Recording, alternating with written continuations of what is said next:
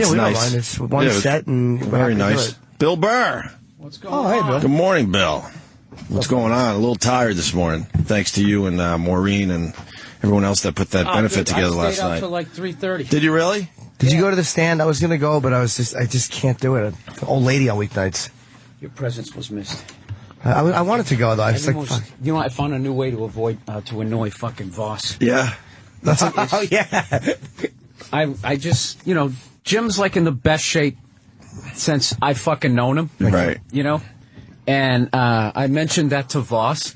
Because Jim was standing there waiting to go on. I go, geez, look at Jim. He's just wearing a T-shirt. He looks like a friggin' action hero. Look at this guy. Right? It's like action hero Jimmy is what I was saying. Try to make a joke, like you know, comic. Basically compliment Jim and then also fucking make fun of him. Right. And Voss is like, no, he isn't. Right. Well, I'm in better shape than him. And I was immediately, of course, picked it like, oh my God, like he wanted to be the in shape Jersey comic. And I just kept repeatedly complimenting, going, I feel Jimmy's back, man. Look at how fucking tough he is. He can't handle. Voss can't handle. Why can't Voss handle any of that stuff? Why does he have Why can't I adjust his fucking chair? I don't know. It's early. Oh, there it is. There it is. There it is. There you go. Now you're moving downwards. That's right. Voss was the only one that like plugged his own shit up there. Yeah, he was trying Everyone to else is stall. Yeah. You want to make sure? He kind of like I guess brought the benefit into the modern era. I think it's tragedy plus time. I think it's time I like my fucking wife's movie. No, he was great last night as always. You know what's fucking hilarious about him? He gets so goddamn nervous until he walks on stage. And kills. He was pacing like a fucking open micer. I'm like, what are you worried about? Yeah, so he performed like one. Yeah, he destroys it. He panics before. It's like, hey, dummy, you're going to kill. You kill every year. And then he just walks around telling everyone he's having an anxiety attack. Yeah. We all hear the same shit, I would assume. Oh, my God, I had a fight with Barney. I'm having an anxiety attack. And then he goes and tells Florentine the exact same thing. Then Norton, he goes around in the circle and then gets back to me. And I'm like, you've already told me this 3 times. I don't know what else to say to you. What are you panicking for? Right. Well, what's great is when he gets in those moods, is any little thing you say about him, he freaks out. Right. Voss, you going to wear that? Yeah. This is DKNY. Right. Colin got him good in the dressing room. Maureen is telling everybody, all right, we just got to, the way we did it was we do this show, and then afterwards we all took a photo together, the comedians on the stage, when the crowd cleared out. So Maureen was telling us all that. She's like, well, so hopefully everyone can stay. And then Colin's like, well, Voss can't because he has what did he say, domino game in Little Havana? Yeah. Because of his shitty shirt. Well, he thought he looked good in this shitty shirt. He goes, there's nothing wrong with my shirt, is there? It's exhausting to be around him. I loved how Robinson wasn't on the show this year, because we're trying to jumble up the lineup just so we don't do the exact same thing every year. And Keith Robinson came by just to be mean to people. I know. I thought he was like showing up to show support. He was just walking like a shark, circling everybody, looking at your haircut, your shirt, and all that. That was a nice green room until he showed up, and then everyone was hiding their shoes. Oh, everybody becomes defensive. Of course. I heard him before I saw him. We were sitting there on the couch, and I hear, shh. And I'm like, I know that's Keith. Nobody else would do that at benefits. Yeah. And then he just... Oh, I thought that was you guys doing it. No. And then he just attacks everybody. Yeah, you can see his glasses poking from around the door. He was shishing. I just want to be able to relax. Oh, and his Eddie Vedder shirt. He was really bugging me last night. That dumb flannel he had on. And Bob Kelly was backstage. A few guys came by just to, show support and hang out. Yeah, both Bobby and Keith this year were just like, listen, I know other guys want to get on it, and dude, there's so many people that want to do it. Like, somebody told me last night, it was like Russ Maneve, and I was like, oh my God, how the fuck did I forget to ask? There's just so many guys. So Russ Maneve, if he's listening, he's definitely next year. I got to get him. I can't fucking believe I did 3 of these and I didn't ask. There's just so many guys that loved him, and so many guys. Dude, I got all these guys on the West Coast going, dude, I'll fly in. I don't give a shit. I just want to do it, and blah, blah, blah. You should just do 2 shows next year, but it's different lineups. I mean, you and Jimmy and a couple of the guys would probably have to do both. Maybe 2 nights. Shows. 2 nights. Well, then I got to. You guys got to get double the fee. Yeah, I got to pay the. You guys could flip that room. You could do a nice little flip. Yeah, you could do. You have to do it. But the problem is you have to do it on a weekend if it's going to be a late show. True. Imagine 2 different lineups though. That would be amazing. Well, maybe what we'll do is next year if we try to do like a Saturday night, I'll just try to I've always done it on the weird night, the Tuesday, the Wednesday, because I'm trying to work around comic schedules. Right. Guys always working on the weekends, and that's why I really appreciate fans. They got to get there by 7. They're rushing out of work, and you never realize how many people are there till the end when the lights come up. Yeah, and you're just like, wow, man. You're like, holy fuck, that goes way up there. Yeah, that's a steep room. But the Yeah, internet, though, because it's so close. It's Right. a testament to how much people, love Patrice and all that. So it's awesome. So maybe next year, try not to get Just a greedy. And I also, I didn't know how to do it either because I didn't want to be like, hey, can you guys do 2 shows? And I know Jim's got to get up. And No, if you get different guys, though, because you have plenty of guys to fill up the card. Whatever. I can easily sit here and say yes, but if Maureen Tarrant is listening right now, she's going, oh, God, twice as many psycho comics to deal with. Yeah, she's pulling out her hair. She knows how to run a show, though, man. Yeah. Oh, she do, believe me. She's the hero behind this, huh? She totally, dude. But you downplay it, Bill. You've taken this whole thing up. You know what? I usually do the downplay thing, but I'm not on this one. Okay, good. I could never. Because I remember the first year, people refused to believe, there's no way Burr organized this fucking thing. And they were 100% right. I was like, yeah, Maureen did. Yeah, but you were the one who said, we got to do something. This needs to be done. It was a conversation. It was sitting right here talking to Jimmy. Right. And it was when we first heard that, the benefit, as they said, went away. I'm not going to get into the details other than it was supposed to be I forgot at about the that. Beacon. Comedy Central was going to film it. This big Right. fucking thing was supposed to go down. And all of a sudden, Nothing. I called my agent. I'm like, hey, man, I got my ticket. I'm coming. And it was like, all right. Right up until a month before. And all of a sudden, it was just like, yeah, it went away. And exactly, and that was the look I'm like, what do you mean it went away? And some politics, some bullshit. I'm not even going to get into it. And I just came in here and I said to Jim, I go, what do they mean it went away? And he's like, I know. And I go, dude, does your want to raise money for Patrice's loved ones, has that gone away? He's like, no, me neither. I go, Right. And I didn't think then, and I think I just happened to run into Maureen down I think it was down the cellar or something. I just happened to run into her, and we were just talking about it, and then she was just like, why don't you produce the thing? And I was like, all right, how do you do that? It was fucking hilarious. That's the only producing I did. I just go, how do you do that? She goes, well, you do this, this, and this. I'm like, well, can you do that? And then exactly. I'll ask this, I'll do the easy stuff. Right. So that's how we all work. Let's be honest. You got to do one year, though, get only comics that Patrice would have hated. You really got to stick it to him once like that. Just get all the people that would draw that Patrice would have hated, but you don't tell them that's what you're doing until I'm surprised you asked me. Like, no, that's important. And then we got to find a picture of him, that face he would make when he hated the comic on stage, and you just have that up during that set.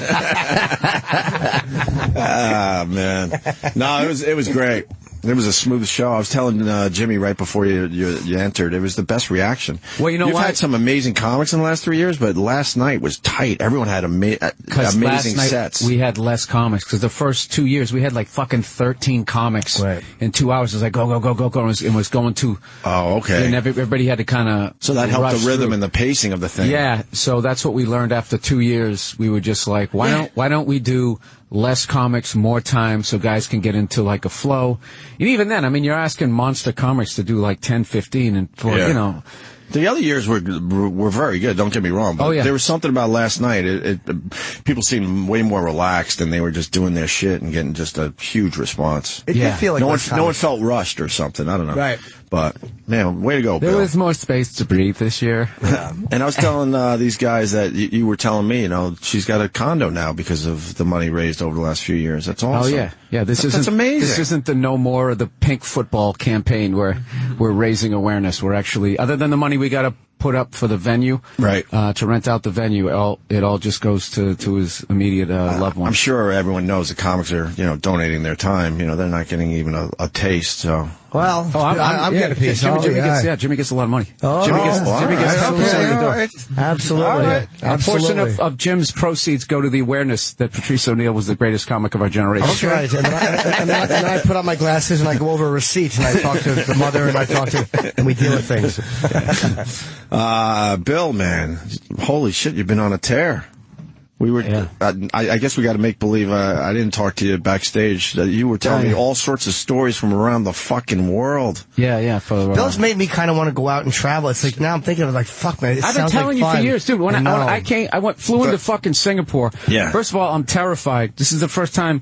Forget about trying to do a stand-up show. I've just ever been in a country where people get caned and hung for shit that minor shit. Not really minor, but I mean, minor. If you do the same shit in the United States, you're not getting hung. You're not going to get. Yeah, you might get. You might get a weekend in jail. Lethal injection. No, right. Yeah, but if you like vandalize a building or something like that, like you'll get caned. Yeah. And there's a video on, and that's the only thing I knew about Singapore was I watched a video of some guy getting caned.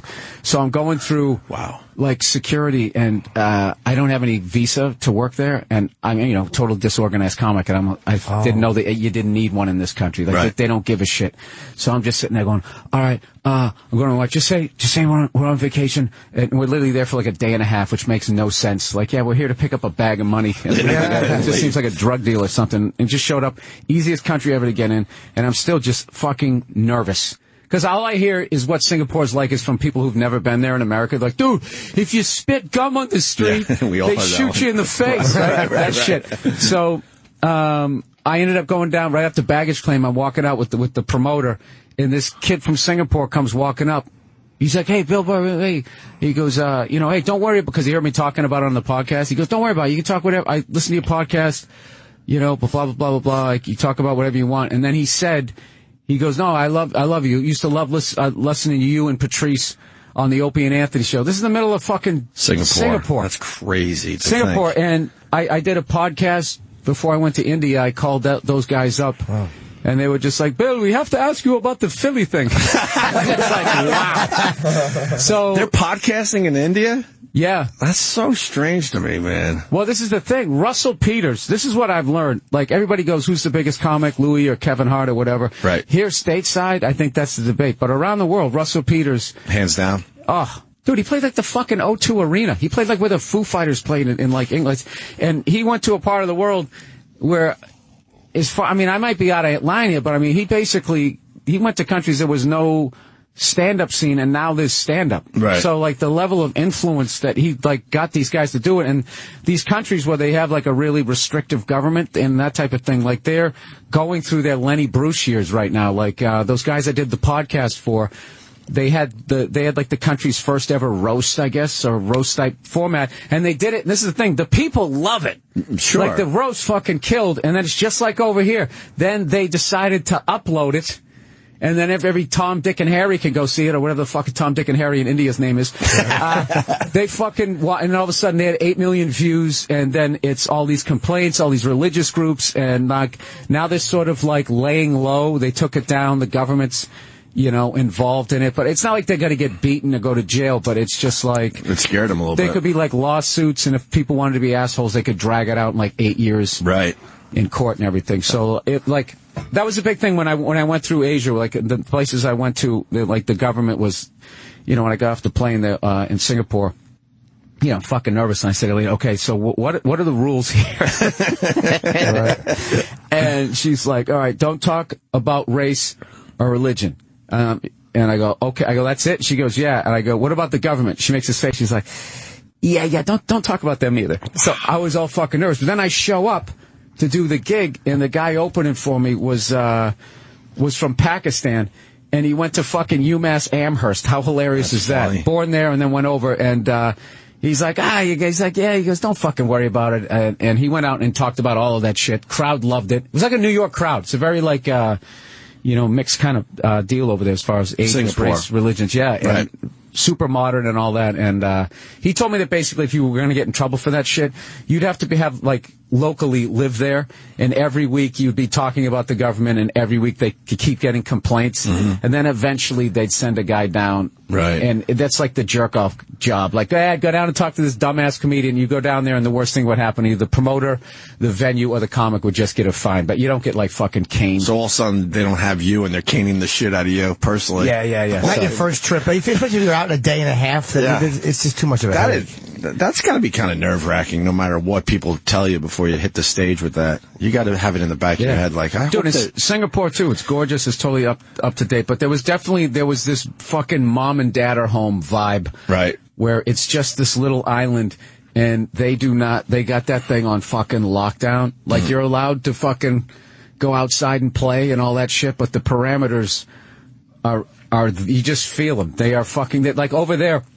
Because it's just a little island, and they want to control how many cars you have over there. Like, any car that you have over there costs you like 4 or 5 times what it would cost here. And I was pointing out this fucking $22,000 hunk of shit that you'd buy your fucking daughter. Sure. Which goes to college or something. Goes to college. One of those. Yeah.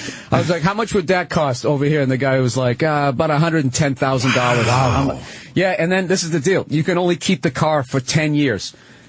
You have to get rid of it after 10 years. You either have to junk it or you can export it, sell it to somebody else, but you have to get it because they control it. So because of that, there was like no classic cars. I didn't see anything like, I might have seen one or two, but like just generally speaking, it was all late model cars. Right. And no cars just hanging out in front yards or anything like that. Oh, no, obviously. Shit, with an engine hanging from a tree. Yeah. Somebody would actually take the risk of getting caned by fucking stealing that thing because it's probably worth like $900,000 if you had a V8. You think it's a good way to live? Or is it too strict?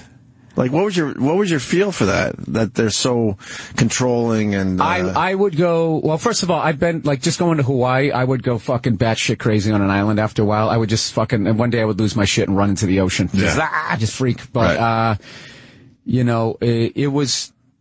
I would say just being there for a day and a half, so I can't really... I would say maybe dial it back like 11%. Right. It was just a little too tight. I wasn't there long enough to figure out what the weirdness was. Like, Nia was the one who kind of figured it out. And she's like, I don't know, man. There's a fucking weird vibe here. I can't put my finger on it. And then she kind of broke it down. And it was like afterwards thinking about it, like, oh, yeah, I guess I did kind of notice that. But like, prostitution is legal there.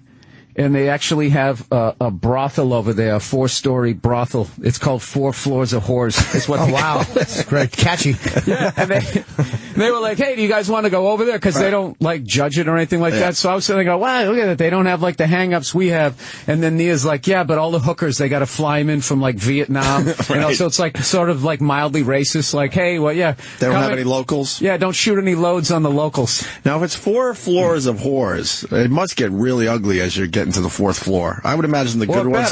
The view you'd have fucking on that 4th floor. I think they would keep the good ones on the 1st floor. Well, let's think about it. If you're going to have a 4-story brothel, I figure you got room for a beautiful foyer when people walk in. Wonderful foyer. Maybe some marble floors. Right. A grand staircase. I think you get some uglies on the 4th floor that'll just do whatever the hell.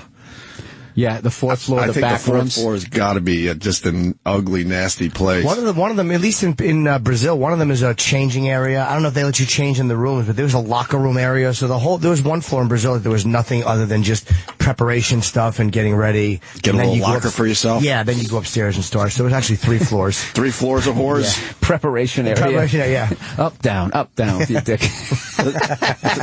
Does anyone just spit gum in Singapore, like, just to test that whole nonsense? No, you just get a fine. You get a fine. Yeah. But somebody's trying to say that gum isn't even, like, they don't import it. Like, you're allowed to bring it in and you're allowed to chew it. Right. But they don't want it stuck to every fucking thing. So, there was certain things. There's certain things with some of those countries where it's just so fucking nuts you can't believe it. But then you kind of look at the results. Like in Saudi Arabia, like if you fucking steal, they just chop off your hand. They literally have this square called Chop Chop Square. And people, I've never been there. And people said that, like, they don't even lock the stores, and they got, you know, their jewelry's just sitting right out there if you just know that that's going on. But, I mean, that's like, God forbid you get the wrong guy. I don't fucking know, but it's... They must like cutting off hands. It's almost like they leave the stuff there, like, go ahead and take it, and then someone's going to try to take it. Yeah, they're just, yeah. Yeah, over here, that'd be called, it was entrapment. Yeah. You know? He only did it once. We come up with a reason. They're tempting you. Yeah. And they probably put better and better stuff out. They just want to chop off heads. So where'd you go? You went to Singapore, Hong Kong? Yeah. This is after touring Australia and New Zealand. And so how long have you been on the road? Oh, dude, I left sometime in January, like the 24th. You haven't been home since January? Yeah, no. So you're finally flying home soon? Yeah. In the next couple days? We came in here to do the benefit, and then I wanted to make sure I kept time so, you know, I could... well, first of all, I just wanted to fucking... regroup, man. I'm not as young as I used to be, and I had like one 14-hour flight, one 10-hour flight, and one 13-hour flight. Like, I didn't realize New Zealand to Singapore was fucking 10 hours. Oh, my God. I thought it was going to be like 5. Right. I'm thinking I'm already on this side of the world. Right. And, would you give yourself a one-day lag, kind of like I'll work Tuesday, then Thursday do a gig? Yeah, we had a couple of, like, the way they set it up, Berkowitz, the way he set the thing up was perfect. Like, if I had a short flight, we'd come and we'd do the gig that night, and then we had the next day to hang around. But it was great. Like a buddy of mine that I started out doing comedy, Al Del Benny. Oh, yeah. He married an Australian woman, and he's temporarily or maybe permanently moved to Sydney. And he just hit me up out of nowhere, like, "Hey man, can I come down to the Opera House tonight?" And he ended up opening, doing some time on that. And really, yeah, it was. Oh my God, I can't believe I didn't bring in the fucking shirt. This dude in Sydney made the sickest Patrice O'Neal shirt. Right. I got to show it to you, Jim. He's got you on the shirt, dude. On the front, it's just this great picture of Patrice, with the hat, like a side profile, Sure. and then I think it says "bitches ain't shit." And then in the back is a picture. He just did like an amalgam of all these cool photos of all of us, and he kind of made it look like, and they had put the cellar in the background. Nice. And it was me, Keith, Jimmy, Colin, Bobby, and Voss. Wow. On the back. Dude, that's awesome. What killed me was I was getting off stage, he just sort of handed it to me. Right. And I was just like, "Oh yeah, hey, thanks." And I gave him like my set list. And then I looked back at this fucking work of art, and I just gave him a fucking piece of paper with scribbles on it. with bit starters. I was just like, yeah. I was just like, oh man, I feel like an asshole. But a lot of people, talking about you guys, a lot of people talking about Patrice, and how I got over there is a combination of people, watching my specials legally or illegally, but like you have no idea, like the power of like the internet, like how people are going to find funny, and the fact is that we're ahead of the game with stand up. I mean, it started here, right? So people are really, searching you guys out. Yeah, it's like people who are into NBA around the basketball around the world know the top like NBA guys out there. It's just like whatever you're into. I would love to take the show to London. Just start easy. All nice. We'll go over there for a long weekend. Jimmy does a few sets. Dude, they'd love you over there. Oh, yeah. I can tell you the place to start out at. I've been telling him. I've been telling Jimmy for fucking years. It's a whole nother market for you, Bill has Jimmy. really made me want to do it. Like Australia, I think is where I want to start. For some reason, Australia is where I really want to. That's the first place I want to go. I don't know. I mean, I would do somewhere else, but Australia to me seems like the most. You should just try it. Australia seems like awesome. more and more of you guys are doing this. And go out to Perth. Bon Scott's grave is out there. I got to go. Oh yeah, I saw Bon your Scott's pictures. grave. It's fucking awesome, man. They got this statue, and are they fucking up his spot, or are they being cool? No, totally being cool. The only thing that was fucked up is I went there and someone had, there was a couple of empty alcohol bottles, which is really fucked up when somebody dies of alcohol abuse. Someone was joking about that. Leave syringes at some heroin guy's butt. But somebody had left a Miller Genuine Draft empty bottle. And I tried to give him the benefit of the doubt, like, all right, that is considered an import over here. But I just can't picture Bon Scott drinking a fucking Miller Genuine Draft. I imagine it's the thing to do, though. You go to his grave and just have a cold one. Yeah, toast him. Yeah, toast him. How many drunks have probably made dramatic statements?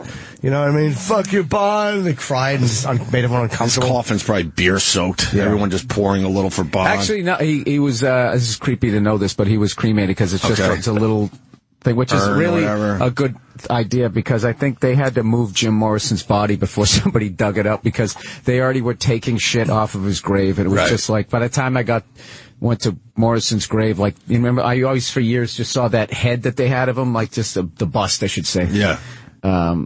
On top, which was kind of iconic at that point, because if you looked up pictures of him, eventually they just had the gravestone, and somebody stole that. Like, somebody fucking has that in their house.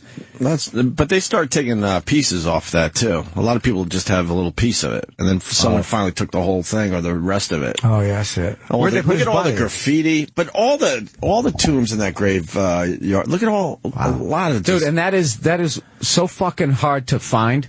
It's like they don't even want you to find it. I would imagine in Paris, right? Oh, in Paris, and they like when you walk into that cemetery, it's just a bunch of fucking foreigners walking around, and as you see another foreigner, you're looking on their face like, did you find it yet? Did you find? No, we can't find it. And they give you a map, but I don't know what it is. Nobody could seem to find it. And then finally, you wander around literally for like 20 minutes, and you get to the point of, what the fuck am I? What am I, a teeny bopper? No, what do I give a shit? What am I doing? And I think that's kind of a cool one to do. Yeah. Absolutely, yeah. I would like to see that. I was a big Doors Seattle's fan. probably the best thing, because I think they got Jimi Hendrix and Bruce Lee. That's pretty badass. Maybe Bruce Lee in Seattle? Wow, Yes. I never would have guessed that. I didn't know they did. They went to Hong Kong and they had his statue. And I was like, is he buried out here? Right? This fucking morbid tour I'm going on. They're like, nah, he's in Seattle. What was the morbid tour? I'm just saying because I'd already gone to Bon Scott's grave, and then I was just starting to become the grave guy, and I was just like, I don't know if I want to. I don't know. I think we all kind of like to do shit like that, What right? time do you get up when you're on the road? Do you like say, I'm going to go out and do shit all day? Like, I kind of envy that. Like, what do you get up at like 10 or 11 and just go out and see the city? I usually, I try to do like I always when I did the road. At first I would just do the gig and do that, and my life just became fucking hotel rooms, morning radio, do the gig, go to sleep, wake up, more radio. Like it was becoming that Groundhog Day thing, and my act was just drying up because there's only so many bits you can do about fucking going through security and all of that shit. So I started building it around sporting events, just to give me something to look forward to because I wasn't selling any fucking tickets. And, Jim knows, when we were coming up, like, we came up after the big 80s boom. So that right when we started to like headline, man, it was this other brutal lull. And, you had those guys, remember those guys that would just hire a room full of telemarketers and you'd walk in going, oh my God, look at all the people here. And you thought they were there for you and none of them knew you. No one could give a fuck. Oh my God, for real? Yeah. And they're all hammered. Right. And they're all drinking with people that they know from work. Right. And it's just, you talk about this guy, all of that shit. And it's just like, you had to go up there with like a whip and a chair and it was just like, so as long as I had like the game. Right. Going to like, Mile High Stadium, went to all these legendary, You've pretty much been to every stadium, right? That matters, yeah. Just about, huh? Which one haven't you hit? You do a lot of college football games, I know. Yeah, I've moved on to that now. Yeah. There's like 120-something professional sports teams, and I've seen a home game of like 113 or 14 of them. No kidding. Yeah. And what's funny is so many of them, I went to the game by myself, and there's a stranger holding the camera, taking my pictures. This is before selfies. Yeah. My disposable camera. That's when I used to do gigs. That's cool. My college agent, Bass Schuler, back in the day, out of Chicago, booked me all over the Midwest, and why couldn't we figure out the selfie until a few years ago? Why couldn't we just go, I'm by myself, I'm going to take the picture this way? People would still do that, but you couldn't turn your camera around to make sure. Right. But now it's the thing. You have to do the selfie. That's what makes it cool for some reason. No ability to check, though. It's, Yeah. One of the soon-to-be hackiest topics out there will be bits about the selfie stick. I already want to do something about it, but I know everyone's going to do it. It's the dumbest thing. I see it all over New York City. What is it? It's like a 4-foot stick that people carry around. Then they have the camera way up in the air and they could take. Look, there it is. The bit I'm doing. Selfie stick. Why would you walk around with that thing? The bit that I was doing on that fucking thing is basically how I'm always trying to think, how am I going to parachute out of this business someday? Because you're never done with the business. The business is always done with you before you fucking realize it. And I'm like, I'll be like backing out of Hollywood, like my hat in my hand. I can still play the grandfather. That's having a Mr. Saturday Night argument. I can still play the grandfather. I'm sitting there going like, how the fuck can I start making money outside this business? And I always wanted to just come up with some dumb fucking thing for 1995, and I just can't figure out what the fuck it is. The goddamn selfie stick, it was just sitting right there waiting to be invented. I know. That thing, even the person who got fucked over, because the Shark Tank shit, those billionaire guys buy you out and then they give you like bullshit and you gotta sue them. It's the typical behind the music horse shit. Right. But even with the amount that they're gonna sell them, you're still gonna be a fucking millionaire as long as you're not a dummy. Look how easy this one was. Where do you carry it though? It folds all the way up. They got all the angles. How does your phone use it? Like, how do you fucking hit the? I guess you could time it. You know what I'm picturing right now? The person who invented it sitting across the table from the guy with the money, as you asked that. But how do you fold? You just want to. All right, we'll work on that. Fucking cocksucker. This is probably like 5 years of goddamn development. You think the first one was like a stiff piece of bamboo that you had to just carry like a fucking spear? It was literally a stick. Duct tape. Where's the button?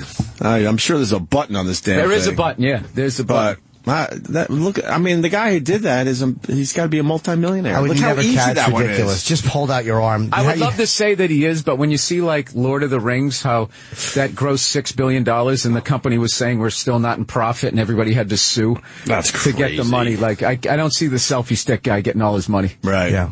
You're born with a selfie stick. It's called an arm. He's just fucking holding it out. Exactly. How much further away do you need to be from the camera? There it is. So dumb. All Voss's selfies are close-ups.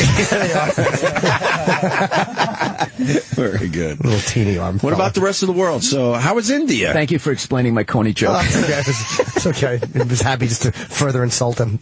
I had a brother that did brother-in-law that did a lot of business in India, and he said it's fascinating because all the I finally came up with it last night. The best way to explain it is like if you turned CBGB's into a city. Really? That is like Mumbai. Yeah, it's total like a punk rock. Right. It's complete chaos, but it's fucking awesome. And they all just live together. Like you're walking down the road, someone's on a mule trying to get to work, and then a Mercedes is right next to them at a light. Yeah, like there was like, I mean, I don't want to paint a fucking ignorant picture of this, okay? You're not going to go there and see snake charmers and all that shit that we think that we're going to see there. People with the curly Q fucking shoes. Right. No, I drove around like a day and a half out there, probably covered at least 40 to 50 miles of the city, and I saw 2 cows when I was there, so it's not like they're all over the place. But what killed me was they were stray cows. Like a fucking stray, it's a fucking cow. And it would just be sitting there and they eat the trash, and that blows your mind. Yeah, and then all of a sudden like a Mercedes goes by. It's like the greatest jaywalkers I ever saw.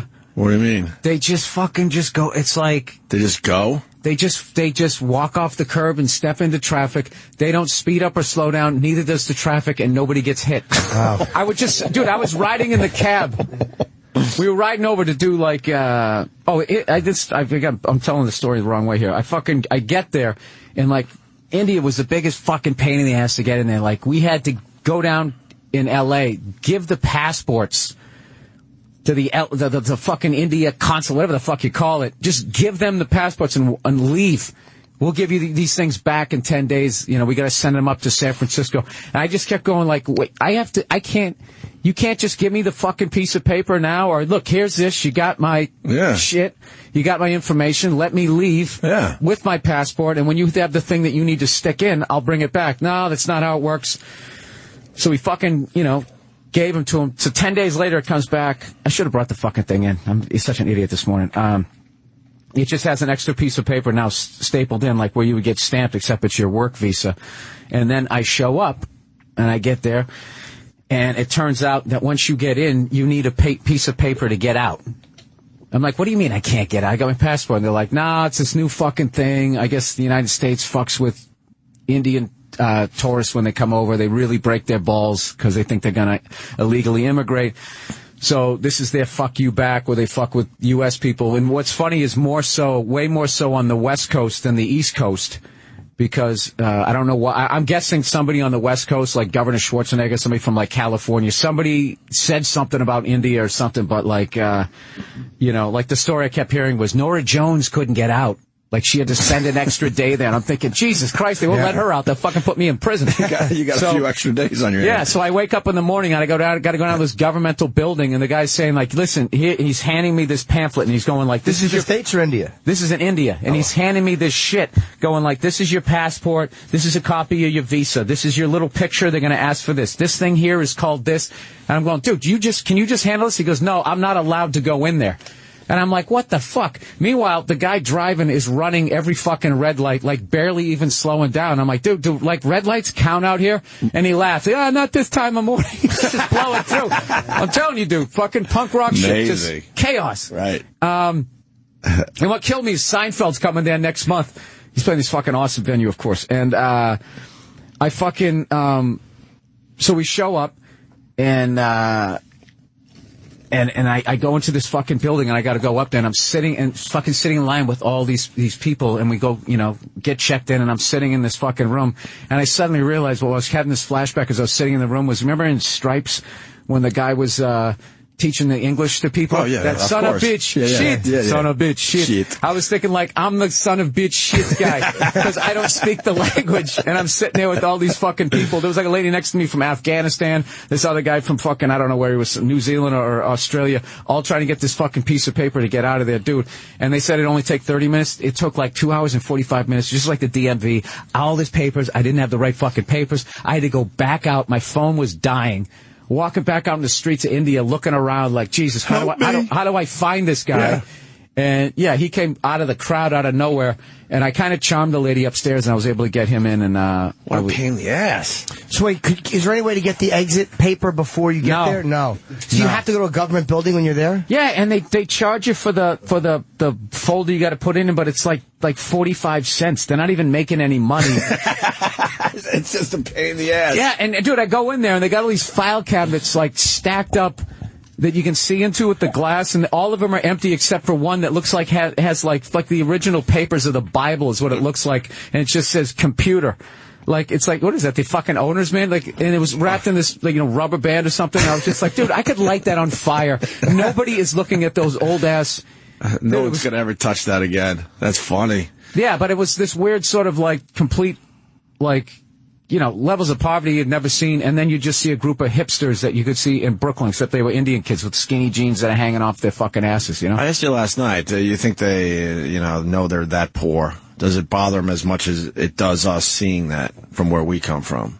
Yeah, I think you're that poor, but I mean, are they bothered by it? Well, I hung out with all these Indian comics after. It was such a fucking great night. Yeah. And they were asking all kinds of stories about Patrice, Jimmy, and all these guys that they, because they're like trying to learn. And they're watching all, these English and American comics, Australian, all these guys. And I was saying, like, dude, I just can't believe I just saw a fucking cow outside this beautiful restaurant. This fucking cow is like, restaurant's beautiful, but 2 doors down is this pile of trash, and there's this stray cow eating out of the fucking thing. Right. I just remember. So weird. We went over to go take a picture next to it, like tourists.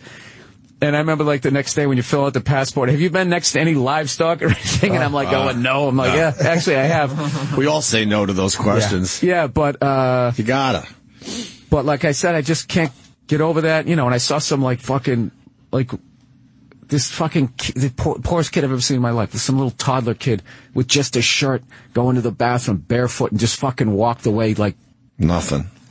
Dude, I just said to my wife, I go, don't turn to the left, don't turn to the left. Dude, it was fucking heartbreaking. But I talked to the Indian comics. They're totally aware of it.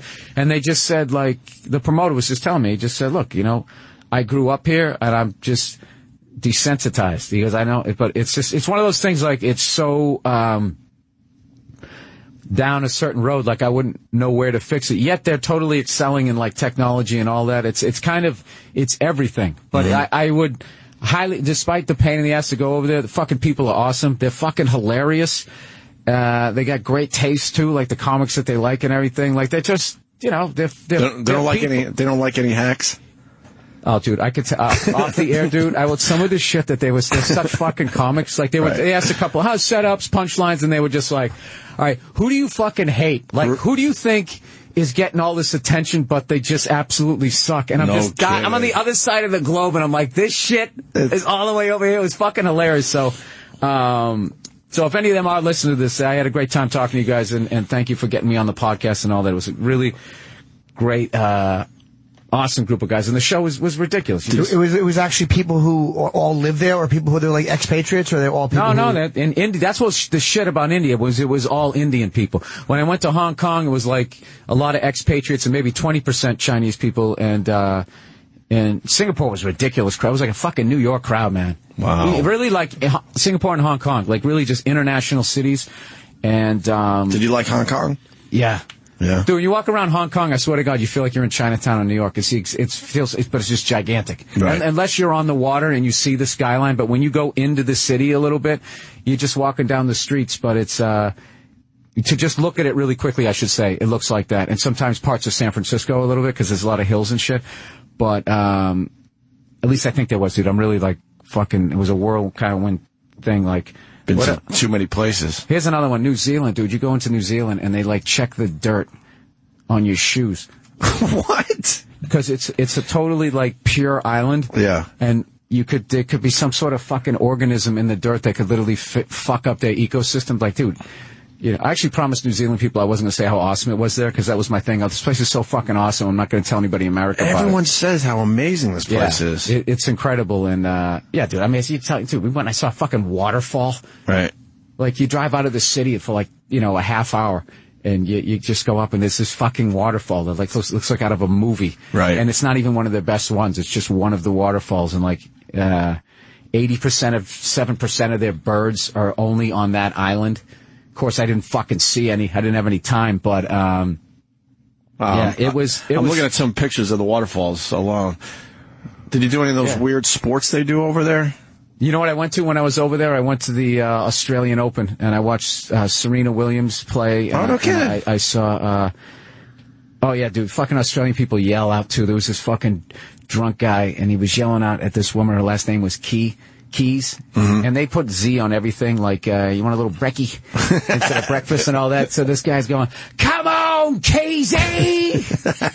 Come on!" Screaming and shit. And he knew exactly when to do it, and it became like really fucking funny as far as just. I don't know, dude. It was. And your comedy goes over well in New Zealand? Most of it, and then there's other points where you hit a joke where they're like, oh, they don't understand the reference or whatever. What doesn't go over? Is there certain cultural, like, timely things that are happening here?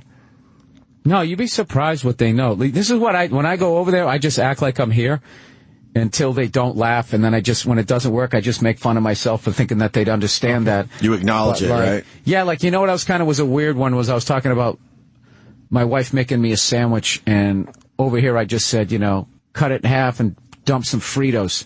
So that's my favorite. I fucking love Fritos. And I said Fritos, and it wasn't getting a hit. So then I switched it to chips, and then in my act I'm going, well, chips are fries over here. And then I was like, potato chips, and then I finally just started saying chips. Fuck it. Maybe they thought you made me French fries. You just kind of make like... Yeah, you gotta just work around it a little bit. Yeah, the thing, it's still... It's still there, but it was ridiculous, dude. When you tour Australia, I got the guy for the tour manager, man, the guy was ridiculous. How many cities did you do? On the whole tour? No, in Australia. I did Perth, Melbourne, Brisbane, and Sydney, and I didn't have a chance to do Adelaide, just how the routing of the whole thing worked out, but Adelaide's another, like, city. Next time I go back, I'll do Adelaide, and then also, that Isle of Tasmania that they have down, or Tassie, as they call it. I think it's called Tasmania. I don't know. I'm going to do that and also do the South Island of New Zealand next time I go through. I mean, why the fuck not? So you're going back to LA and you're just going to fucking sleep for a month? No, I got fucking. No, I got shit to do, but I'm just saying. I got to punch up on that animated show that I can't wait to promote. All right, it's coming out, man. I heard you talking about that on Rogan's podcast, I believe. Yeah, that's coming up soon, right? Yeah. Well, I mean, it's going to December, but the amount of work that is involved doing one of those things, it's coming up really fast. Right. Even though it's only February. What's the show for the people? It's called F is for Family, and it's based on just telling, like, for years I would tell, like, if I told a childhood story to Jim dies laughing because he's a comedian or whatever, and then when I would go to tell it on stage, some twisted people who had a similar childhood would laugh, but I just kept getting groans like, and I was so frustrated, like, how the fuck do I tell these goddamn stories? Right. And just one day I was out walking my dog. I just think when I'm out there sometimes, and I just hit me like, what if I animate it? And then I can still tell the stories, and then I can fucking ramp it up. Mm-hmm. And initially, I was like just going to make these vignettes on my website, put up my own money, and then it's a really long story here. I was working with Steve Burr, and he's friends with Vince Vaughn. Vince came out the show. Vince saw me. Well, it's a great story. Tell it. Yeah, so Vince saw, liked my set, and then I came down there to meet him. And at that point, I was so sick of the development process because I've had so many they just, you get involved in a deal, and they don't even give you any money anymore. These back in the days, they give you stupid money. Now they don't even give you money, and then you're just tied up for a year, and you can't do anything else. You can't audition for shit that's greenlit, and now you're putting all your money on this fucking horse that might not even be in the fucking race, Mm-hmm. And so I walked in there. I said, "Listen, man," I was just like, he's got a production. Wild West is his production company. I was just like, "Listen, man, like I don't have an idea for a show. I've gone through the development process. I'm done. I'm not the development guy. I'm not running into that brick wall again. I love you guys make movies. I would love to be in a movie if you fucking, it's that." And we just kind of went back and forth. And then literally as I'm walking out the door, I was like, I kind of have this animation idea, whatever. And I didn't know they were looking to do something. They literally just grabbed me, pulling me back. What is the idea? And, dude, like fucking, it's been like 3.5 years later, we're finally getting this thing going. Like, we pitched it all over. Is that how long ago that happened? But we pitched it all over town.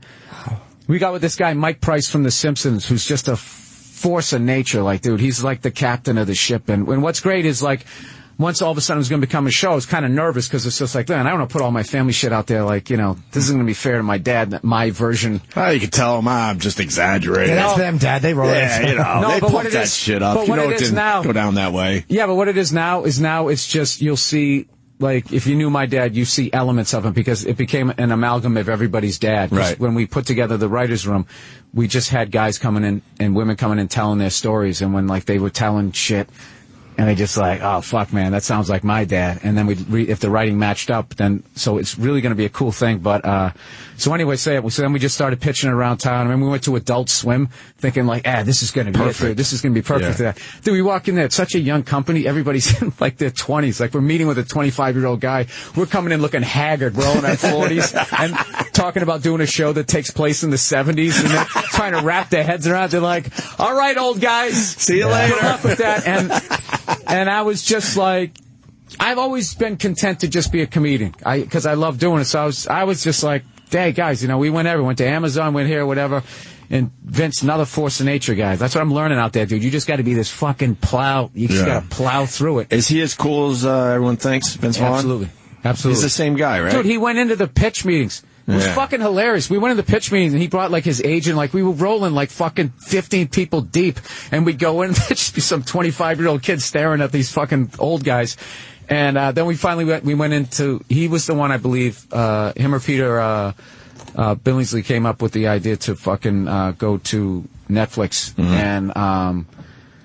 and we pitched it over there, and It's going to be a huge hit. I think that they liked my stand-up. They were kind of looking like, because they wanted me to do like the Bill Burr show or whatever, Right. and I came in there with an animated show. So I think at first they were like, kind of, what the fuck?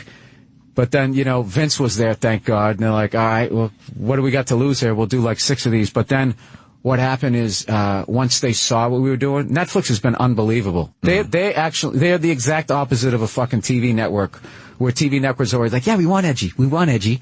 And then like, all right, let's fucking dial it down. And by the time it gets to the air, it's not even your show. Of course. They were actually going, push it further. And we're kind of going, we want to stay tethered to some sort of reality here, but, whatever. Dude, I feel like I'm the only guy talking here. No, it's fucking very interesting. We're catching up with you, Bill. All right. This I is didn't realize that was fascinating. such a long process. I love hearing that. We should take a break. We got food. Did you order anything? You need something? Oh, dude, you know what I had last night? This can have my oatmeal. This is a classic. I'm drunk going to bed. I called my wife hammered. I'm like, order me some room service. She's like, honey, I don't know. Order me room service. And then I make the judgment call in the cab, like, they're not going to have room service. So I get a bacon, egg, and cheese, throw that down my fucking throat, and then walk into the thing. She had a burger and fries. I'm like, I already ate. And she goes, so you're just going to waste it? And I just sit down. Yeah. It's fucking the whole thing, dude. Like, I feel like I fucking ate a horse. I wanted to go last night, too. It's just hard to stay out late and then come in and do this. I'm annoyed I didn't go. I'm like, Jimmy what am I, didn't a go fucking either. old lady? I should have just shut up and went and hung out with the boys. It was an after party. Everyone was there, right? Yeah, it was so much fun. And like I said, I can't thank people enough, and you guys helping promote it, and That's an easy one. just like the positive effect that everybody who's bought tickets, what it's had on their lives. Like, Right. his mom was able to, buy herself a condo, and his stepdaughter is going to like, They look really like good nice school, right? Yeah. Like basically all the shit Patrice right. was paying for, because he figured they went through that devastating loss. And the worst thing is, I hate, is when something like that happens, you have the benefit once. Right. And it's like, here's a sack of money that the government's going to take half of, so you'll be good for 6 months, and then you got to basically figure it out when the person who left was going to be taking care of these people for life. So it's such an easy thing to do, where it's just one fucking show, and then it becomes like this stand-up high school reunion. We all get to fucking hang out and trash each other and shit. And You're going to be attached to this for a very long time now. I hope so. You might have to seg into something else eventually, which would be kind of cool too. Yeah, Maybe expand on it. I really think you could do 2 shows next year. We should try to push and do it. Okay. I know it's a lot of work. I know it's a lot of work for you For guys. Maureen, it's because right now Maureen's going, oh Jesus Christ, if she's listening. But I would. But how many comics you need? Like 7 or 8 a show. You need 16 guys. That's easy. Yeah. Well, I won't pitch that to her for like another month. Give her a month or 2 to relax, right? I was really, texting her yesterday, too. I'm like, man, she's dealing with so much shit. And she does all the work. I didn't even know what time the thing started. I felt bad. I had to reach out texted her to on the way to the venue. Where is it again? Yeah. You didn't even know. She got a text from me. Where's the stage door? Right before I got there. She probably has that already copied and just pastes it to everybody. But like, oh, exactly, because she wrote me back 7. That was it, 7. I'm like, oh, okay, she's dealing with a lot of text messages from us dummies. Yeah, she basically does all the work, and then I walk out there like Steve Jobs, like a rock star. And I come out just like, hey, showing it off. All the nerds are like, woo! She got a good reaction when Rich brought her out at the end there, so she deserved that. We're going to take a break. We only have you till about 8:30, huh?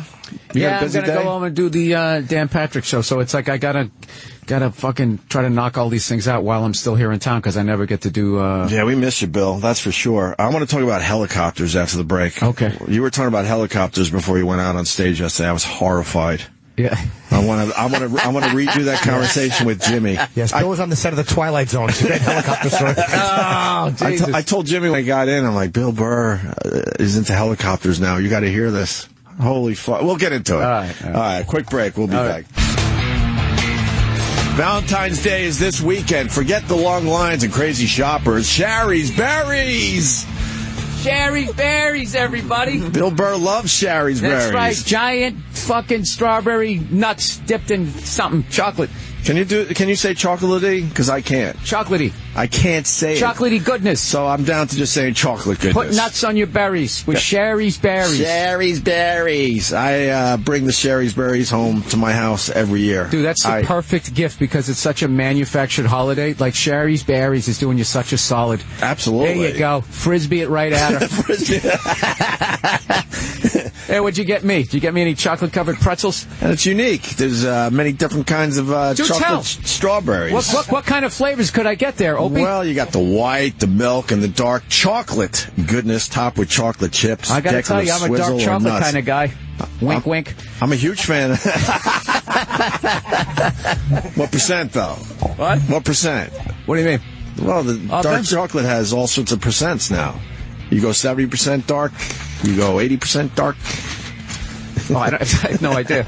You know what? I like them all. Fair enough. I'll take one as pasty as me all the way to the chick who won the Oscar. I think Sherry's Berries can take care of you then. I think they got the white chocolate and they go very dark with their chocolate. With the strawberries, I don't know how they keep the strawberries so wonderfully fresh. Yeah, I don't know either. All I can tell you is astounding. It's amazing. They figured this out. They figured something else down there at the Sherry's Berries factory. Sherry's Berries. If you have never heard Bill Burr's live read for Sherry's Berries, go to YouTube right now and find that. E-Rock, you got to just link it to our Facebook today. I will. It's ridiculous. Visit berries.com, berries.com, berries.com. Click on the microphone in the top right corner. Type in Opie, O-P-I-E, or call 866-FRUIT-02. Go to berries.com. Click on the microphone. Enter the code Opie, O-P-I-E. Order today. Sherry's Berries is the gift she's sure to love. Opie and Jim are back. Somebody make sure they know. Oh, we know. We're here with Bill Burr, one of my favorites, by the way. Your latest special was amazing. Oh, thank you. You getting a little buzz on the Kevin Costner movie? I haven't seen it yet. Yeah. The reviews were they were pretty much solid. There's critics always going to hate on shit, but reviews have been awesome, and everyone who actually goes and sees the friggin' movie has loved it, and it was such a great thing where it was a movie that Mike Binder, right, former stand-up comic, just one of the great friends I've met in this business. Like, I've actually have a legitimate friendship with the guy. He's just such a fucking great guy, Detroit guy, cigar smoker. It was over. It was over before it started. And we basically, it was something that Mike wrote, and Kevin loved it, and we're like, all right, let's sell this fucking thing. There's no way nobody's going to buy it. And they got scared of it because it was race or whatever. And Costner was just like, fuck this, we're making this movie. And he put up his own money. Wow. So, how much is that, you think? If you had a guess. I think it was like $8 million to do it. Yeah, it just puts up $8 million. No, dude. Nobody puts up $8 million like, maybe like Bill Gates does. Did he get investors, or did he put it up and, he had investors, but I think he put in 8 of his own. Wow. And that was his big joke. Like, when I went to a couple premieres, And he would always be laughing, going like, you know what kills me about this? And because the movie got like a standing ovation, he goes, you know what kills me about this? He goes, because it's my money in the movie. As much as people got a standing ovation, all I'm thinking right now is 2,000 people just saw this fucking movie for free. Yeah, dude, he was the greatest fucking guy. He, when we rapped on it, he's a big, hunting, game, fishing guy, and he took me bow fishing, me and some of the other guys, and we went out in the fucking bayou at like, I don't know, it was like, we'd shot all day, and we went out there at like, I don't know what time it was, just bow and arrow shooting fish. And he Did you get one? I got 3. No kidding. You know what's fucking hilarious is what you got to do is you got to aim like 6 inches lower than how they look, because the illusion of the surface of the water makes them seem like they're higher, right? Okay. And I'm telling you, man, like your caveman thing just clicks in, like you feel like I'm not a liability, I'm going to get a good. Do this. I'm going to get a good woman when go back to camp. I can take care of myself. Yes, I've proved myself as a man, so I ended up shooting this one fucking thing, dude. This thing looked like prehistoric. It's called an alligator gar. If you want to bring that thing up. We've seen these damn things over the years. It's like part like eel, part alligator, and a little bit of platypus. It looks like it was supposed to die like 1 million years ago, and for some reason it just survived. There's only one left, and you killed it. Look at this fucking thing. Yeah, wow. Yeah. Alligator gar. If you want, look it up yourself. So I shot the fucking thing, and I bring it into the boat, and they go, "What? Stay away from his mouth, stay away from his mouth, and everything." And I'm feeling like a fucking savage, thinking I shot this fucking thing, and then I went home. Because we ended up releasing they released the thing. I'm like, it's going to be okay. I just put a hole through it. Like, it's going to be fine. They put it back in. And, I remember feeling like a fucking man because I shot something like that fucking vicious looking. And I looked it up, and it's like they're docile and shy. It's their manatee. I felt so bad. I had some bit. I can't remember what I was doing with it. Just imitating that thing, talking to its friends after, looking the way it does, but like talking like a hippie, like, man, I'm just like hanging out, man. Right. And all of a sudden. It looks evil, man. Yeah, I felt really bad about that. And then it just doesn't bite you. Bill, so, your career's blowing up. Do you ever get fucking nervous? Like I saw you on the Seinfeld thing, just hanging with Seinfeld, and at the end of it, you're just smoking. That was totally intimidating. You're just smoking cigars in a cigar bar with the guy at the end of Comedians in Cars. Yeah. You're hanging with Costner. Do any of these guys, freak you out? Yes, but I'm able to. The great thing about being a comedian, the thing that fucks you up in your personal life, allows you to handle those moments the way we take shit and just put it in an emotional box and have it hover to the side of your head for a couple of decades. Yeah. You just do the same thing where it's just like, oh my God, that's Kevin Costner. I'm not going to deal with that. I'm just going to put it over here, and I'm this guy, Rick Reynolds, and he's my boss, and I'm just going to block that out. But every once in a while, it hits you. Oh, dude, at one point we were shooting the scene in the courtroom. I play a lawyer, and it was Anthony Mackie's point of view, who's fucking amazing actor and killer in this movie. Everybody did such a great job, right? I'm being totally Hollywood phony, but I'm serious. I was totally covered my ass in case some other actor, how come you didn't bring me up? So everybody was amazing. A lot of fun. The craft service was phenomenal. It was his point of view, so they're basically, his POV is basically what he would see, so they're shooting at us. So I'm sitting to the left of Costner, and I'm looking over at Anthony to my left. So Costner's character has like a temper. And the big thing is I feel in the court case we're going to win as long as Kevin can keep his character can keep his cool.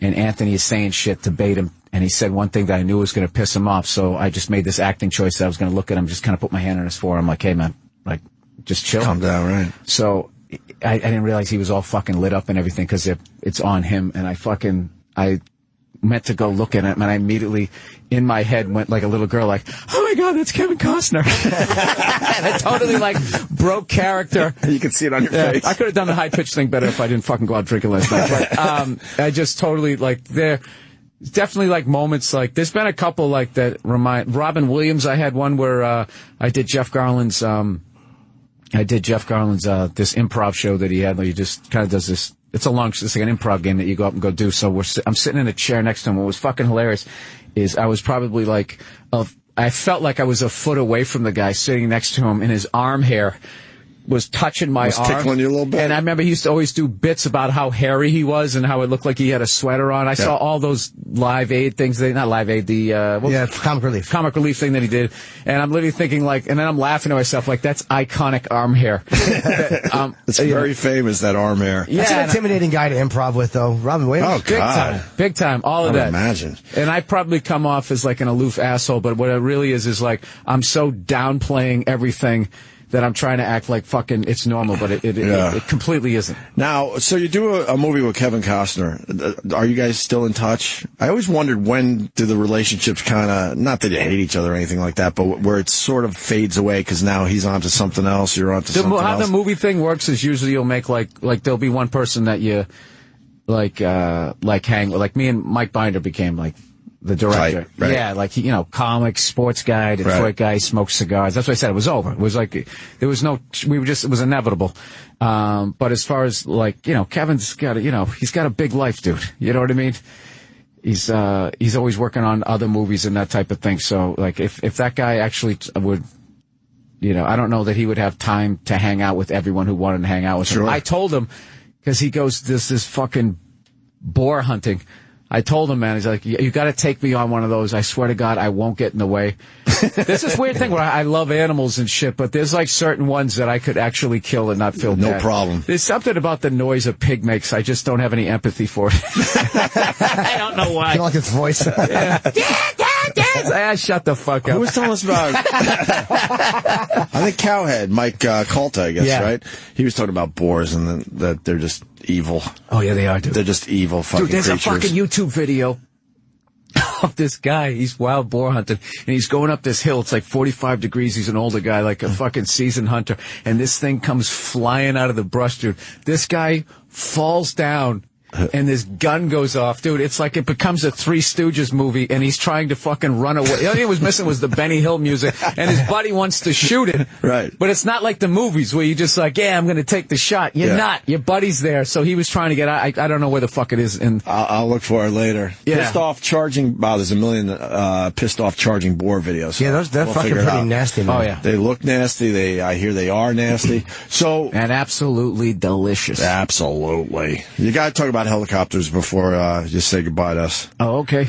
So what do you want to know? Well, you decided to is it a hobby? I mean, no, I'm going to quit comedy and become a professional. I'm going to get tours of the Grand Canyon. Imagine.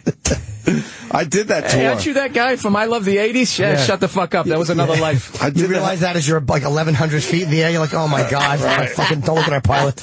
I did a helicopter tour over the Grand Canyon. Kind of horrifying. You go just above the tree line, next thing you know, it opens up to the Grand Canyon, and you're like, holy fuck. Yeah. And then you kind of get word that these things go down a lot over there for some reason. They've had a bunch of accidents. I didn't tell my brother because I didn't want to freak him out. I gave him the trip, so I told him afterwards. He's like, thanks for not letting me know that beforehand. Yeah, creepy, dude. if they had a bunch of them, they wouldn't let them do it. Right, but helicopters are creepy because it's that it kind of hesitates as it's flying. No. It must be. Maybe it's because of the Grand Canyon. Then maybe they got something different going on. Turbulence. I would think that would be. But it feels like it's like kind of pulling a little bit, pulling you back, and then it's going forward. Maybe the helicopters are too old. Maybe they're not maintaining them. I don't know. After Dog Day Afternoon, I'll never get on one because that's that scene when Jack Warden takes Pacino out. And he's like, "We're not going to make it back." He's like, "Well, maybe not." You remember that? And they drop like fucking 50 feet from the land. Yeah, but you now fly helicopters. Oh no, I got like 6 more. I'm getting ready to take my test. I have major anxiety about taking the test because I was a horrible student, and for years I've wanted to do this, but you got to have the time and you got the money. It's fucking expensive, and I just didn't think that I could do it, and I have a horrible science background and all that, and all this stuff that I thought I was going to hate, the physics of it and learning about weather and all that, I devoured it. I loved it because it wasn't being forced on me, and it was fascinating, but I did, I was talking about on my podcast, I had my first couple of solos off airport. One was just a quick one, and then I had the last one where you fly all the way out to French Valley, and I had to land at 2 different airports, one controlled, one uncontrolled. And dude, I swear to God, I flew for on the Hobbs, you looked down how long you been flying. It was a little over 3 hours. You had to fly at least 3 hours to get by yourself to get credit. Oh my God! And dude, I swear to God, man, you want to talking to yourself, you're making sure you got what airspace you're in, when to change the frequencies, all of this fucking shit, dude. It was 3 solid hours of nonstop thinking. I got out. The fucking pilots, the guys who teach you are so fucking funny. There's this guy that teaches me, man. He's such a ball breaker, man. And he knew it was my big day. This is the big day, your 3-hour one. And I'm sitting there, looking over, making sure I got all my notes and I know where I'm going to fly. And dude, you have to draw, your checkpoints, right. The highways. And you have to, I memorized them, man, because you go up there, you get fucking lost. You don't think that, but you just don't know where the fuck you are, right? Especially the LA base can really look similar, you know? You flying over water most of the time for that? No. You're flying over land. So, he sat down next to me and just that's stupid. I'm telling the story. It was a face he made. He just sat down next to me, just he clapped his hands and went, he made that kind of face, and I fucking bursted out laughing. It was such a cool thing that he did, right? Because it made me laugh and I relaxed. And then I went out there and I was so fucking let's just go. And I fucking, when I pulled power to lift off, I pulled it like there was 2 people in the helicopter, and I fucking went and I was fucking rocking. I said, what the fuck am I doing? And I had to settle. And you always have those moments. And then other than that, it totally went fucking smooth until when I was coming back to the airport. I'm reporting, and I was on the wrong frequency, and I reported at the fucking, where was it? You're supposed to report the 5, the 605, and then there's this car dealership where you report, and I'm taking a left going into the airport, and there's JetBlue's fucking jets landed, and I'm sitting there going, what the fuck do I do? What is the other frequency? And that information was in the seat underneath me, and that you can't just take your hands off the controls like an airplane, that you can kind of put it on auto. You can't do that. And I'm like, what? I was literally going what the fuck do I do? Wow. I guess I would have gone back to the previous airport that I went by, requested to land. I would have landed there and then got out the fucking information. But fortunately, the tower realized it, saying, helicopter northbound of the airport, you're on the wrong said the frequency. And I came and I'm like, sorry, student pilot. Oh, no. No, but you're supposed to say that, as a student pilot, you're supposed to say that after all your when you announce your positions, you're supposed to say student pilot or whatever, or at least, as you're approaching the airport. And, what's funny is when guys who actually know what they're doing, one guy was joking, goes, I've used that a couple times when I fucked up so bad, I was so embarrassed, I just said student pilot. Yeah. So it's kind of you're out. Yeah. What altitude were you flying at? Well, you always try to stay at least 1,000 feet up in case you have a problem, to give you time to auto rotate to go down. And, so that's another thing as you're flying, and you're looking over at that empty seat. You're like, if this fucking thing is, fucks up, I gotta know where to put this thing down. So you're constantly going, I put it there. And then you're also thinking all right, and then you're just sitting there come on, God, just, if it's ever going to happen to me, just don't have it happen on the first fucking one. So, right. But if there's a major malfunction, you could pretty much land it safely. Yeah, I hope odds what were you saying last night, though? The odds are pretty good. It's no, if you know what you're doing, you got. Whatever helicopter you learn on, they teach you the envelope basically which to fly in. So basically, when you auto rotate, I used to be one of those guys that think if the helicopter engine cut out, you're done. You're just going to drop because you can't glide. But what it really is you use the weight of the ship and the attitude of it, and it causes the air as you're descending, the air rushing up is what's turning the rotor.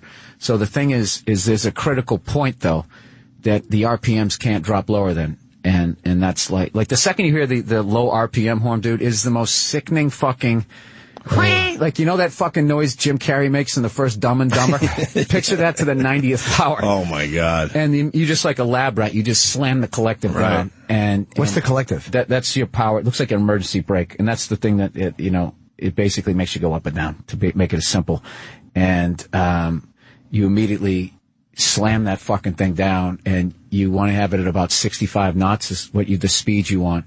And then it's just trim airspeed RPM. You catch the RPMs as they come up so you don't overspeed. But they don't give a fuck if you overspeed the main rotor and you break the helicopter. They don't give a fuck. The reality is they want you to get it on the ground. But as they're teaching you how to do it, you got to make sure you don't overspeed it, or else you fuck up the helicopter. So, and then as the ground's coming up, you pick your spot, and as the ground's coming up, at about 40 feet off the deck. It's gentle aft cyclic, which is the stick between your legs, ever so slightly. And it flares the nose up, and you literally stop like a fucking cartoon in the air. Then you level it off, and then you drop like a stone down to 10 feet, and then you pull that emergency brake up. That's your last bit of power, and it slows you down. These guys who know how to do it, dude, they land like a fucking daisy, man. Right. Who know how to do them. So there's an advanced auto rotation class, which I am immediately going to go into once I get my license, because would never want the first time I had it. Because right now, to pass, I just got to get it to the flare, and then you just roll back on power. But I wouldn't want the first time I ever had to take it all the way down to the ground to be the first time I ever fucking did it. So, it's a very serious thing, and it's made me a better driver, and it's also made me freak out way more of driving down the highway. Like, the driving down the highway is one of the most dangerous fucking things you'll ever do. It's like you're flying in formation with people who you have no radio contact with.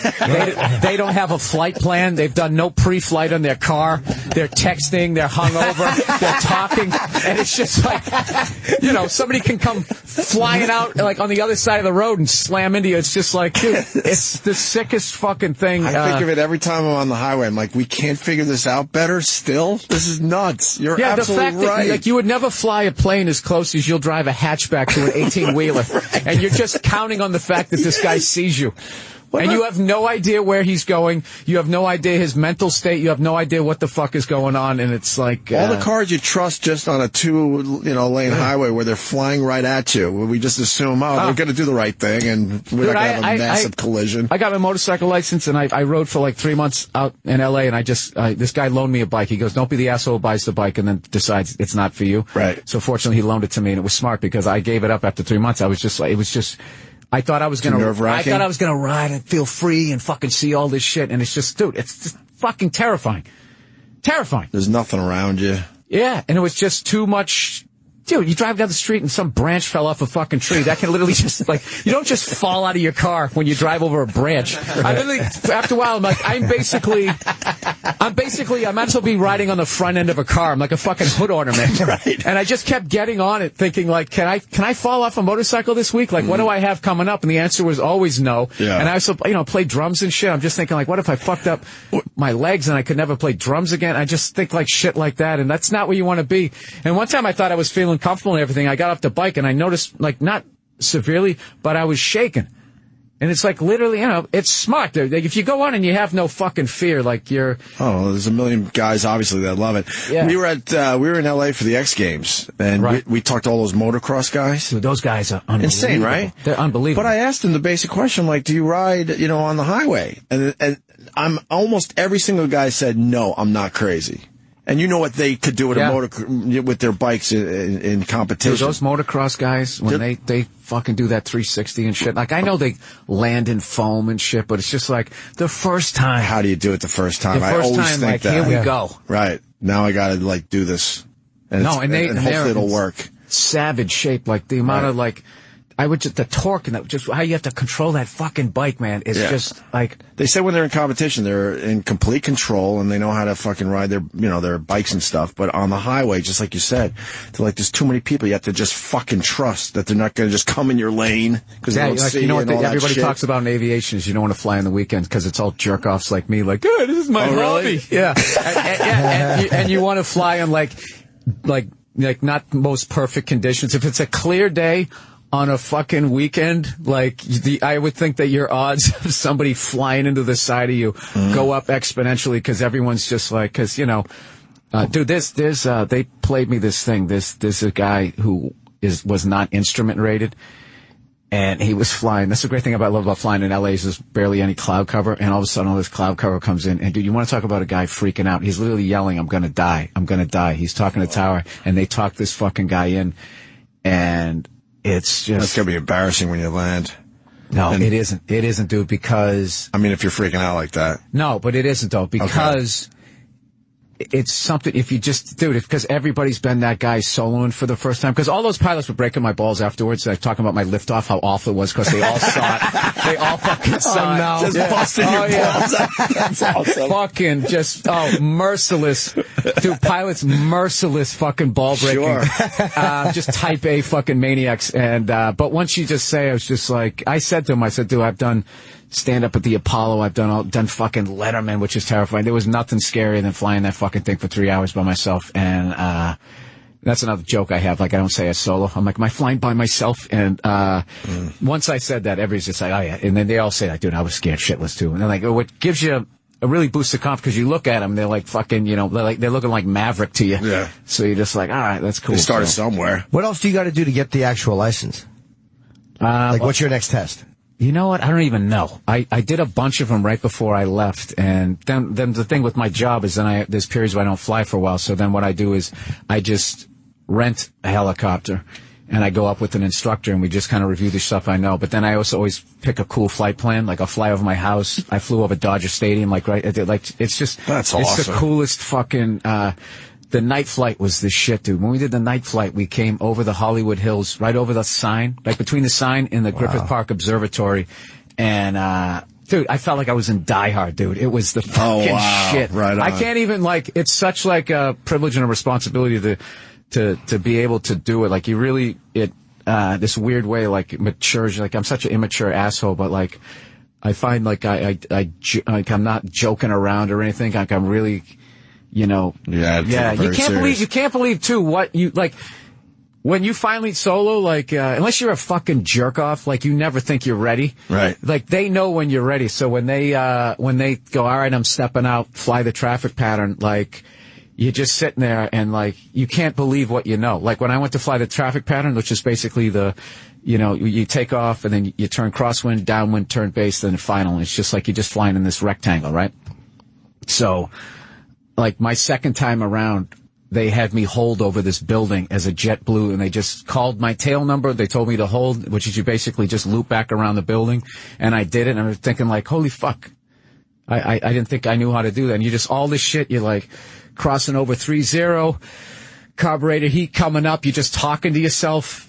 You know, lower collective, right pedal for trim. You're literally just talking you're just saying everything the instructor said for fucking months and months and months. All of a sudden just starts coming out of you like the fucking Manchurian Candidate. And, that's awesome. How many times before you went up by yourself? Like, how much stuff did you do with the instructor before it's finally your turn? It won't sound like a lot, but I think it was like 35 hours of flying. It takes you about like anywhere from 6 to 10 hours to learn how to hover. That's the hardest thing at first, like, feeling how it moves. Mm-hmm. And also, like, the first time you sit in a helicopter, the second that fucking blade starts going around, it's impossible not to be like, that's gonna chop my fucking head off. Like, there's no way not to think of it. But, unfortunately, they're telling me I gotta run out of here. But, thanks again for all you guys helped, man. It was such a great night last night. No, you did a lot, man. You were much more a part of putting that together than the comic. Bill's downplaying it. What's his face? Just crushed it as always. It was a great show, man. The crowd was awesome. Everyone had good sets. There was no bad sets. Yeah. So I think 8 is the magic number, and Russ Maneve. For next year. Definitely. So we're doing a 4th. Yeah. Without a doubt. Yeah. We're taking care of the people that Patrice loved, man. That's what he would have done, and that guy would fucking kill me if I didn't step up. Yeah. Very good. He'd do it for me. So always a pleasure, man. All right. All right, guys. Any plugs? The movie Kevin Costner film? Yes, please go see Black and White. Please watch it legally. Get poor Kevin Costner's money. I'm kidding. I mean, but come on, man. And maybe some Better Call Saul eventually? Well, you know what? You never know. The further that goes into the season, because they went back to 2002, eventually, hopefully, he'll run into my character. Right. And the joke I've been saying to him is, with my hairline, you better run into him sooner. You guys going to get a fucking award for making me up. All right, guys. Bill. See you, buddy. Bill Burr, everyone.